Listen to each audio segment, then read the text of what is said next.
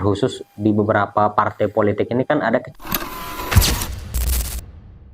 kecenderungan dan tidak akan diterima, lembaga ini tidak akan bisa diterima nanti oleh partai yang lain.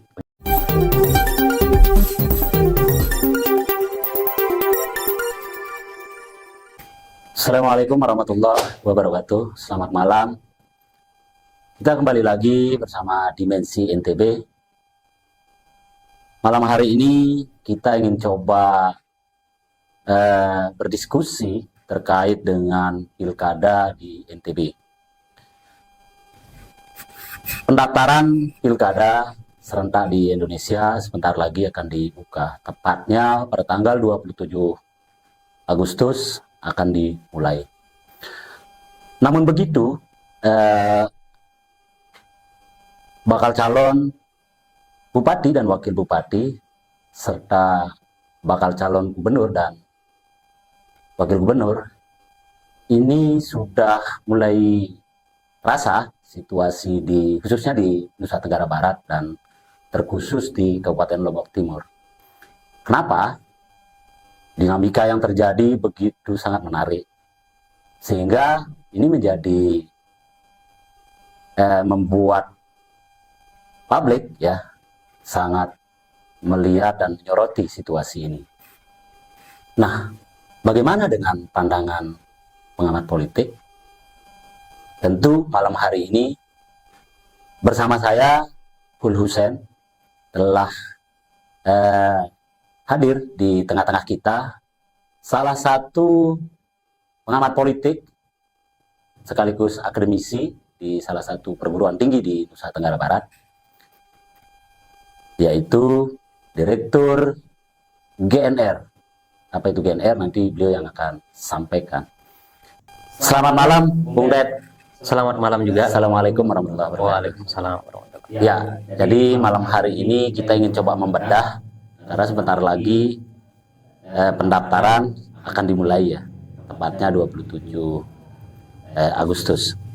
Kalau Bang Deddy sendiri melihatnya seperti apa di tengah-tengah masyarakat situasi hari ini? Baik, Ya. Assalamualaikum warahmatullahi wabarakatuh. Ya, Alhamdulillah saya diberikan kesempatan untuk berbicara dan berbincang-bincang ya, mengisi salah satu podcast yang cukup fenomenal, Dimensi, yang dipandu oleh Bang Hul. Perkenalkan, nama saya Deddy Febri Rahman, saya Direktur Eksekutif Global Nusantara Riset. Alhamdulillah kita sudah banyak melakukan kajian-kajian, survei khususnya di Pilkada NTB ini dan di Pilkada Lombok Timur dan beberapa kabupaten kota di NTB ini. Nah, melihat situasi yang tadi itu seperti apa terus, Bang?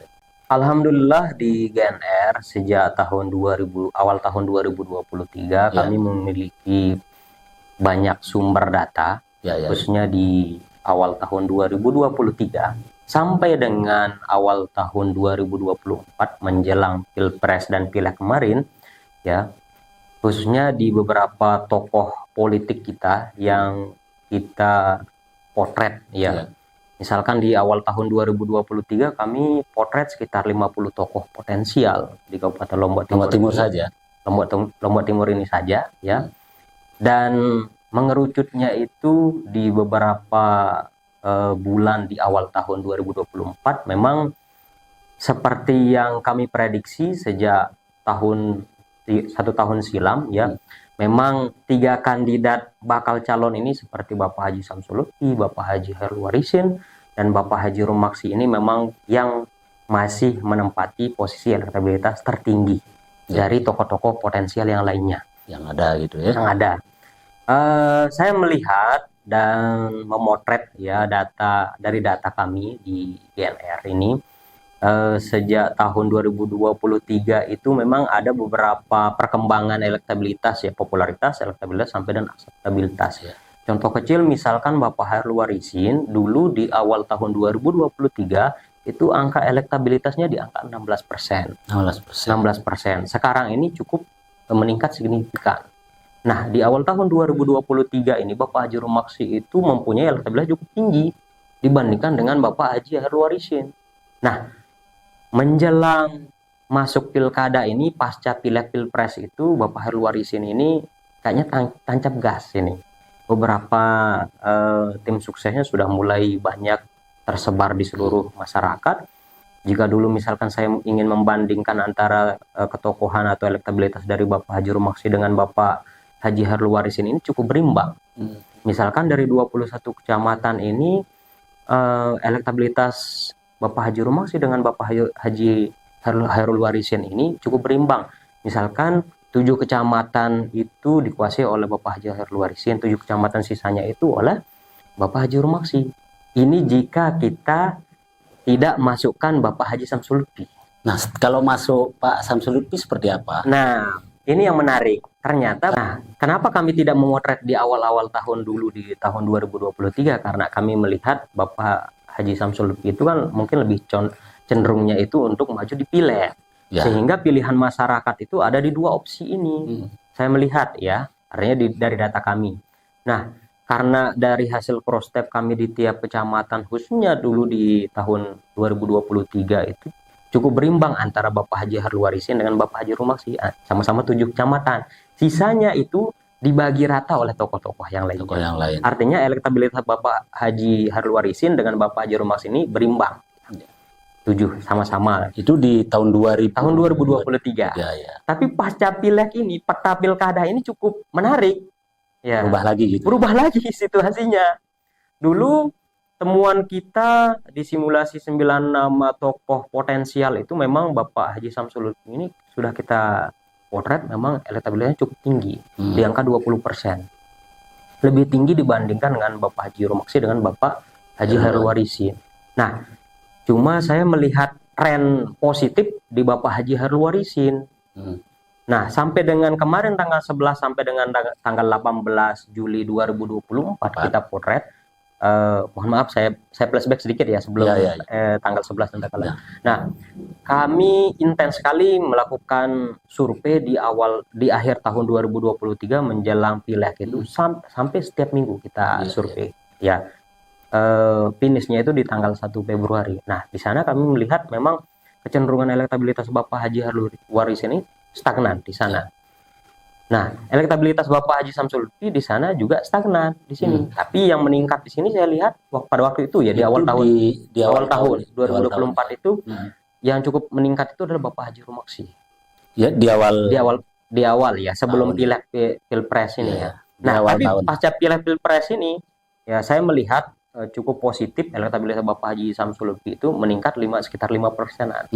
Dari 20% menjadi 25%-an di sini.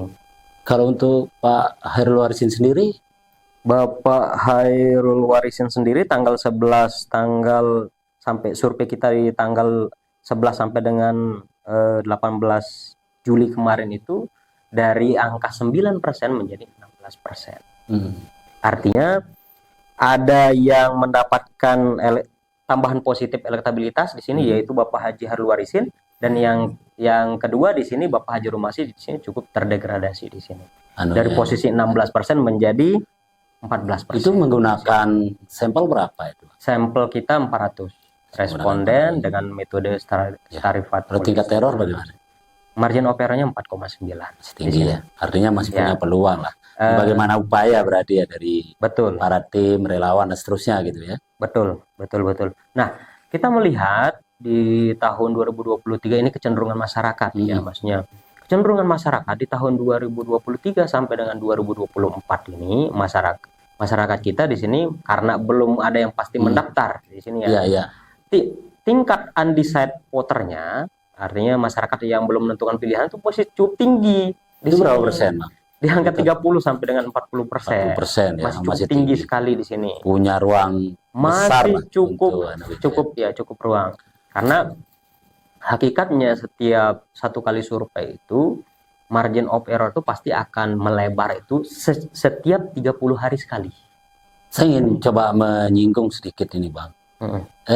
Kalau dari yang dilihat gitu ya, dari sisi akademisi, dari pengamat sendiri melihat dengan ini dinamika yang terjadi kemarin, rekomendasi dan seterusnya, dan disuguhkan hampir oleh semua media ya, eh, apa namanya perjuangan dari tim dan seterusnya, ini kan sangat dinamis sekali kemarin. Apa sih dilihat dari Lempar, tiba-tiba rekomendasi keluar berbeda dan seterusnya? Apa sih dilihat dari posisi dari sisi itu? Iya, iya, iya.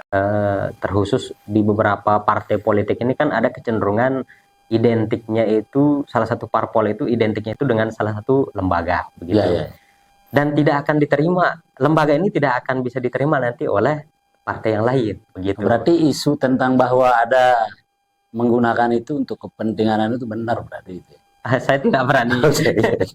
terlalu jauh ya untuk mengomentari daftar lembaga ya dan Ya. beberapa partai. Dari 2003 kemudian di awal. Tapi per hari ini, Bang, melihat situasi hari ini kan sudah mulai nih. Sudah mulai sedikit ngerucut dan kelihatan. Bahkan kita sudah melihat ada beberapa partai yang mengeluarkan rekomendasi B1KWK-nya. Ini ke beberapa pasangan sudah sekarang ini kita berbicara kan. Pasangan calon. Kalau untuk Lombok Timur sendiri kan sudah mulai ngerucut gitu. Seperti apa itu Bung Dedi melihat ini dengan situasi ini kan sudah hampir bisa kita katakan bahwa ada 3 bakal calon ini, pasangan calon yang akan bertarung gitu. Seperti apa melihat itu? Baik, ada nilai positif dari beberapa pasangan ini kan, karena kita sudah ngomongin pasangan di sini ya. Misalkan Bapak Hairul Warisin mendapatkan tambahan elektoral cukup bagus. Ya, dengan masuknya gerbong Bapak Haji Edwin di sini ya. Saya melihat kan ada peningkatan elektabilitas dari angka 9% menjadi 16%. Itu cukup luar biasa menurut saya. Ya, artinya kerja-kerja politik dari Bapak Haji Hairul Warisin dengan Bapak Haji Edwin hari ini itu cukup terukur. Ya, cukup terukur. Di samping itu juga berarti tim suksesnya kerja gitu ya. Kerja hari ini ya. Dibandingkan misalkan dengan Bapak Haji Rumaksi yang dulunya misalkan berpasangan dengan Bapak Amrul Jihad ya, terus berganti beberapa bulan yang lalu menjadi Bapak Haji Sukisman Azmi di sini. Sebenarnya kalau kita ingin flashback, Bapak Haji Sukisman Azmi ini cukup tinggi elektabilitasnya di tahun 2023. Cuma sayangnya ya karena momentumnya nggak dapat kemarin ya, harusnya kan positif aja maju pilkada begitu kalau mau melihat data nih, data survei gitu kan. Mendingan jadi calon nomor 1 aja gitu kan. Nah, saya melihat di sini hanya satu yang bisa dari semua calon bupati dan calon wakil bupati ini yang artinya yang sudah bisa dikatakan positif lah untuk maju nih kan, dari 3 kandidat yang tadi ya. Bapak Haji Samsul Lutfi dengan Bapak Haji Abdul Wahid, terus Bapak Haji Hairul Warisin dengan Bapak Haji Edwin, Bapak Haji Rumaksi dengan Bapak Haji Sukisman. Itu elektabilitas Bapak Haji Sukisman itu nomor 2 di bawah Bapak Haji Samsul Lutfi. Nomor 2 ya? Ya, sejak tahun 2023. Itu dari 2023 ya? Ya, jika saja pada waktu itu pengen maju misalkan kepala daerah, artinya menjadi nomor 1 di sini, mungkin elektabilitasnya masih cukup tinggi sampai dengan ini. Tapi faktanya hari ini Bung bahwa Pak Sukisman adalah wakil dari Pak Rumaksi gitu kan. Lalu kemudian ada tadi Pak Lutfi bersama Pak Haji Wahid, lalu kemudian ada Pak Haji Ron bersama Pak Haji Edwin. Tentu ini kan dari lembaga sendiri biasanya kan melakukan simulasi kan dari. Kalau berbicara hasil dari mungkin yang coba dibaca dari Bung sendiri sejauh ini, kalau kita berbicara 3 paslon tadi itu seperti apa ini supaya publik juga tahu gitu kan, ada 3 calon kita yang hari ini itu kalau dari hasilnya sendiri seperti apa? Karena kemarin kita surveinya di pertengahan bulan Juli dan Bapak Rumaksi dengan Bapak Haji Sukisman ini kan baru berpasangan pada waktu itu kan. Karena baru selesai misalkan ini kita talak dulu gitu kan. Terus kita berpasangan dengan Bapak Haji Sukisman ini sebenarnya nggak ideal kita mengomentari Bapak Haji Rumaksi. Belum ya. Karena melihat dari misalkan pasangan Bapak Haji Samsul Lutfi dengan Abdul Wahid ini kan sudah kerja beberapa bulan, Ya. gitu kan? Pak Haji Rumah apa Ya, namanya Pak Bapak Hairul Hairul Warisin dengan sudah beberapa bulan yang lalu, gitu Ya. kan? Sementara Bapak Haji Rumaksi ini kan baru berpasangan 1 minggu yang lalu, Ya. gitu kan? Baru kita survei di sini. Nah, idealnya memang jika kita ingin melihat secara pasti ini ya, tingkat elektabilitas dari tiga bakal calon ini adalah pasca tiga kandidat ini menyelesaikan pendaftaran di KPU. Oh ya, itu jadi dari baru situ. ideal. Ya, baru ideal. ideal. Tapi kalau kita ingin cross step kembali, misalkan akseptabilitas dari semua kandidat di sini rata-rata saat ini ya, sudah bagi rata di sini. Kalau dulu misalkan begitu Bapak Haji Sukisman positif maju DPD RI, begitu Bapak Haji Samsul Lutfi maju DPR RI, ya. Nah, tingkat elektabilitasnya cukup menurun pada waktu itu, karena saya melihat Bapak Haji Samsul Lutfi dengan Bapak Haji Sukisman Azmi ini itu diinginkan untuk menjadi bakal calon kepala daerah sebenarnya. Tapi kalau dari angka ini, Bang, kalau dari angka sementara lah. Meskipun karena kan paket ini tetap ada paket apa namanya smart dengan Pak Haji Hairul Warisin Edwin, lalu kemudian ada paket manis Lutfi bersama Pak Haji Wahid, Haji Lutfi dengan Pak Haji Wahid gitu, lalu ada ramah dengan Pak Rumaksi bersama Pak Sukisman. Untuk sementara lah per hari ini melihatnya seperti apa? Kalau dari ini kan ada survei di lapangan, ada survei juga di media. Ya. Kalau di survei media, misalkan seperti analisis sentimen isunya, yang paling terkenal itu adalah smart. Smart ya? Smart hari ini. Kalau berbicara sentimen di media. Oh iya. Di media. Nah, terus ada ramah di sini. Terus yang ketiga baru sebutan dari paket Bapak Haji Samsul Lutfi di sini. Manis itu ya. Ya, artinya hari ini saya melihat memang tim kerja dari tim media dari dua paslon ini cukup bagus ya, dibandingkan misalkan dengan Bapak Haji Samsul Lutfi. Itu juga berpengaruh karena misalkan paket ramah ini kan sudah jauh-jauh hari ini mendeklarasikan terserah nanti siapapun pasangan Bapak Haji Rumaksi itu tetap namanya adalah ramah misalkan. Dan betul kan sampai dengan detik ini masih ramah ya, bukan akronim ya, betul. Tapi sebutan saja di sini, slogan misalkan, karena misalkan menandakan Bapak Haji Rumaksi siapapun yang datang tetap akan diterima misalkan. Begitu juga dengan misalkan Bapak Haji Hairul Warisin, siapapun yang masuk gerbong sini cerdas keluarnya dari sini gitu. Oke, tadi kita ini kan coba di Lombok Timur ya. Tapi kalau dari GNR sendiri melihat ya, kalau untuk pilgub kita bagaimana? Tapi khususnya kita berbicara di pertanyaan di Lombok Timur ya. Ataupun kalau misalnya CNTB pun tidak ada masalah. Kira-kira seperti apa kalau untuk pilgub sendiri? Kalau di pilkada NTB khususnya di Kabupaten Lombok Timur, saya berbicara di Lombok Timur ya, karena kita potretnya di Kabupaten Lombok Timur dan areanya tidak menyeluruh di secara NTB ya. Artinya kami kemarin potretnya beberapa kabupaten saja ya. Iya, betul. Dari data yang kami miliki khususnya di Lombok Timur memang Ibu Siti Rohmi Jalilah masih tinggi di sini. Kedua diikuti oleh Bapak Haji Zulkifli Mansah. Terus yang ketiga di sini saya lihat Bapak Iqbal cukup bagus ya. Tapi secara media di media sosial ya, yang paling tinggi elektabilitasnya ya, artinya menurut analisis sentimen isunya adalah Bapak Haji Zulkifli Mansah dengan Bapak Iqbal hari ini. Itu kalau kita berbicara di media ya.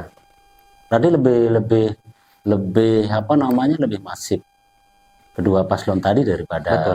Betul. Berarti ada catatan nih untuk paslon yang tidak bisa mencuat. Nah, tapi kalau dari data sendiri gimana? Data surveinya masnya. Ya. Elektabilitas tertinggi kalau di Kabupaten Lombok Timur itu masih Ibu Siti Rohmi. Oh iya. Cukup tinggi. Jadi itu ya. Saya lihat ya. Ada 3 kemungkinan ya, ada 3 pasangan calon meskipun beberapa tokoh figur kita yang mencuat di beberapa bulan terakhir kemarin itu seperti apa yang disampaikan tadi ya. Nah, tentu dengan apa yang disampaikan tadi menjadi catatan mungkin buat tim dan relawan semuanya ya. Nah, kalau kita melihat dari apa yang disampaikan oleh Bung tadi itu kan. Jadi tentu ini kan menjadi kerja keras dari semua tim, terutama kan tim bersama relawan dan seterusnya. Kalau rekomendasi nih terhadap para tim secara keseluruhan, apa sih mungkin rekomendasi yang bisa sebagai catatan untuk ke depan dilakukan selain dengan media, upaya-upaya dan seterusnya, apa yang kemudian harus disiapkan oleh para tim? Saya rasa semua bakal kandidat dengan tim suksesnya itu sudah memikirkan matang-matang kerja-kerja politik, kerja-kerja terukur dan sistematis yang akan dilakukan ya. Contohnya misalkan di 3 kandidat di kabupaten maupun di provinsi ini, begitu misalkan sudah ada lampu hijau, ini bukan lampu kuning lagi ya, karena 2-3 minggu yang lalu ini kan masih lampu merah semua ya. Sekarang ini di minggu terakhir ya, rekomendasi B1KW kan sudah mulai nih kan. Saya rasa secara administrasi itu sudah komplit ya. Menurut saya hari ini ya, ketua tim sukses tolong dipastikan ya, semua bakal calonnya ini sudah melengkapi administrasinya dulu. Berkas-berkas untuk daftar. Berkas dulu ya. Kan lucu nanti begitu misalkan mendaftar di sini ada beberapa berkas yang tidak disiapkan karena terlalu sibuk misalnya kerja politik di sini. Ya, itu satu ya. Yang kedua di sini saya lihat ya, tolong ya tim suksesnya juga lebih lebih elegan lagi ya. Lebih elegan karena saya melihat sekarang ini kan dengan adanya undang-undang ITE sekarang beberapa misalkan artinya potensi terhadapkan untuk chaos di media ya ujungnya kan nanti mudah-mudahan tidak kepisik di sini ya. Tapi saya lihat ya cukup soft juga beberapa kandidat ini ya. Entah misalkan ada kandidat yang masih berharap dirinya misalkan untuk maju gitu kan. Terus artinya mendapatkan B1KW, tapi kan hari ini dari 3 kandidat entah itu di Pilgub maupun di Pilkada Lombok Timur ini saya rasa sudah cukup bagus ya. Sudah terukur, artinya bisa dipastikan ini kan baik di provinsi, di gubernur maupun di bupati di Kabupaten Lombok Timur ini kan sudah mengerucut nih ke 3 pasangan calon. Nah tentu selain melihat dari artinya hasil survei menjadi salah satu langkah untuk melakukan gerakan-gerakan yang lebih masif dalam bagaimana upaya memperjuangkan pasangan mereka paslon yang didukung. Tentu kan yang paling penting adalah bagaimana publik ini kan disajikan ini apa sih maunya masyarakat. Baik.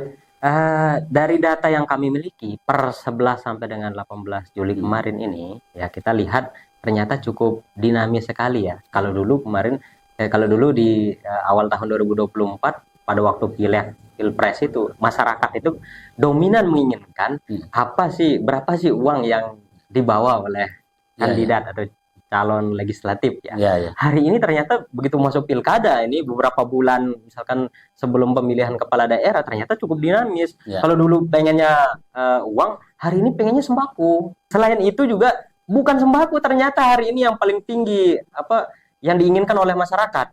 Yang paling tinggi yang diinginkan oleh masyarakat hari ini tolong dibawakan alat-alat ibadah. Posisinya di angka lebih dari 20%. Masyarakat itu menginginkan paslon ini, calon kepala daerah ini nanti kalau datang ini adalah semacam alat ibadah. Entah itu misalkan mukena atau topi atau mungkin misalkan sujadah dan yang lainnya.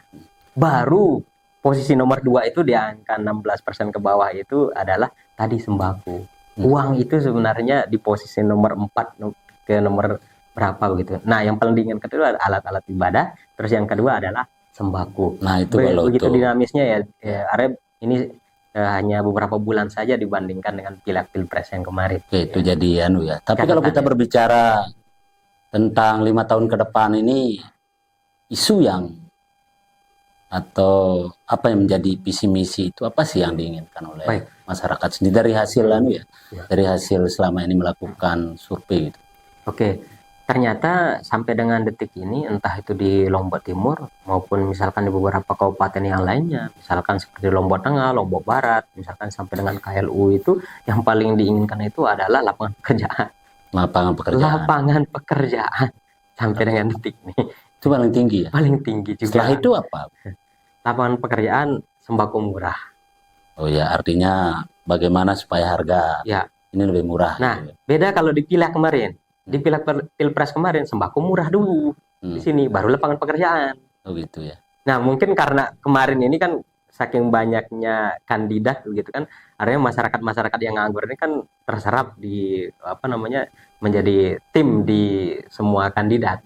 Banyak kandidat waktu pileg pilpres gitu. Ya, artinya berarti semua ya kalangan masyarakat bagaimana ke depan ini pemerintah kita, siapapun nantinya terpilih gitu kan, bisa menyiapkan lapangan pekerjaan. Betul. Itu maksudnya dari hasil Betul. yang dilakukan. Artinya dari kajian kami, khususnya di Pulau Lombok ini, saya katakan seperti itu karena kami mayoritas kan surveinya di Pulau Lombok ini ya. Nah, di Pulau Lombok ini memang mayoritas masyarakat menginginkan lapangan pekerjaan, baru sembako yang murah. Termasuk dari semua sektor gitu. Betul. Ya. Tanian dan seterusnya gitu ya. Ya. Yang paling disoroti oleh masyarakat itu adalah belum siapnya visi misi dari kandidat kita ini. Oh, sebenarnya. Gitu. Karena sampai dengan detik ini kan semua kandidat ini masyarakat ini di sini belum bisa memotret secara pasti di sini apa sih visi misi dari kandidat. Oke, di akhir diskusi kita pada malam hari ini, apa closing statement melihat situasi politik kita hari ini? Dari data yang kami miliki ya, khususnya di di Lombok Timur, khususnya di akhir bulan Juli kemarin ya, memang kita potret elektabilitas Bapak Haji Samsul Lutfi memang yang masih tertinggi hari ini ya. Diikuti Bapak Haji Harun Warisin, yang ketiga Bapak Haji Rumaksi. Tapi karena masih ini cukup lama ya, pilkada masih 90 harian lagi ya, sehingga kerja-kerja politik ini sangat dibutuhkan oleh tim ketiga tim ini ya, dari tiga kandidat ini ya. Mudah-mudahan tidak ada yang blunder di sisa sebelum pilkada ini. Terus yang kedua, mudah-mudahan nanti tidak ada tsunami isu. Ya, saya melihat jika ada tsunami isu yang bisa dibangun oleh salah satu kandidat kepada kandidat yang cukup potensial, misalkan di sini, ya, ini barang yang cukup momok bagi kandidat yang lainnya. Contohnya misalkan di beberapa kabupaten terdahulu, ya, ada kandidat incumbent sampai tergerus, sampai tidak jadi, begitu. Nah, cuma di Lombok Timur kan cukup menarik, tidak ada incumbent hari ini. Pasti ada kelebihan dan ada kekurangan juga di sini, ya. Pinter-pinter tim saja hari ini, ya. Dan mudah-mudahan besok tidak ada yang blunder saja. Iya, sahabat Dimensi. Jadi untuk mengikuti beberapa platform dari Dimensi NTB, silakan ikuti. Ada Instagram, Facebook, ada juga langsung di web Dimensi NTB. Sekian, terima kasih Bang Ded atas waktunya. Nanti kita akan terus diskusi, karena beberapa hari ke depan ini beberapa bulan ke depan ini terus akan kita coba bagaimana membaca Lombok Timur dan NTB. Sekian, terima kasih. Assalamualaikum warahmatullahi wabarakatuh. Waalaikumsalam.